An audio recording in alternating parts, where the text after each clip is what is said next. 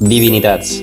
Avui parlarem d'estos mapetes que moltes vegades vos ensenye. L'Atles Lingüístic del Domini Català, o ALDC, que consisteix en una sèrie d'enquestes que se dueren a terme als anys 60 fins l'any 75 i que el projecte ha estat dirigit pel mallorquí Joan Venya i Clara, que el que haguera dit, Segur que era calva. i la catalana Lídia Pons i Griera. Estos mapetes són molt xulos, perquè com dia Alegria de Poble, que en el seu poble ballar diuen escarxa, teniu totes les varietats de rosada blanca, gelada o gebre. Ací dalt teniu l'explicació de la falla i està molt detallada. L'únic inconvenient que jo veig és que estos redolinets són molt grans, a dins hi ha moltes localitats i per a solucionar el problema si en un poble es diu diferent, el que utilitzaven era números. València Ciutat és el C64. Són uns mapetes fets entre el 64 i el 75. I el punt positiu és que estan fets abans de l'escolarització. I això permet saber com parlava exactament la població i que els lingüistes puguem extraure conclusions correctes a partir de les coses que diu la gent. Llavors, això, que és el pebre en general, en ma casa sempre s'ha dit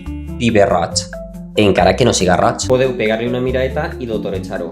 On tenim els números tenim mapetes a color i on no en tenim teniu la fonètica. Gràcies, Lídia i Joan, per tota esta faenassa. I si vos ha agradat, compartiu-ho. Au, cacau.